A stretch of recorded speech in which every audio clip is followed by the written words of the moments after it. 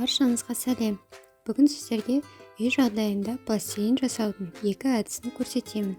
Пластилин немесе модельдеу қамыры баланың шығармашылық ойлау мен қиялын дамытып қоймай, сонымен қатар баланың интеллектуалдық дамуына үлкен әсер етеді.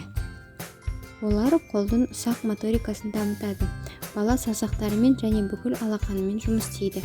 Яғни бұл сөйлеуді дамытуға жауапты аймақтардың жанында орналасқан ми қыртысының сенсорлық аймақтарын пайдаланады. Осылай баланың сөйлеуі жетіліп, саусақтарын жаттықтырады, шыдамдылық пен зейінділікке үйренеді. Ал енді пластилин жасауға кірісейік. Бірінші әдісімізде бізге 250 грамм ұн, 75 грамм тұз, 2 ас қасық сұйық май, бояғыш зат, мен қызылша суын пайдаландым және 1 стақан су қажет.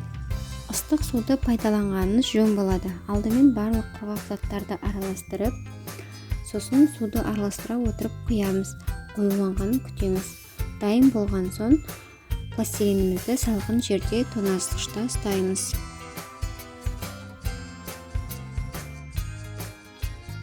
Екінші әдісте бізге 200 грамм ұн, 200 мл су, 2 шай қасық ас содасы, 75 грамм тұз, 1 шай қасық сұйық май және де бояғыш зат қажет.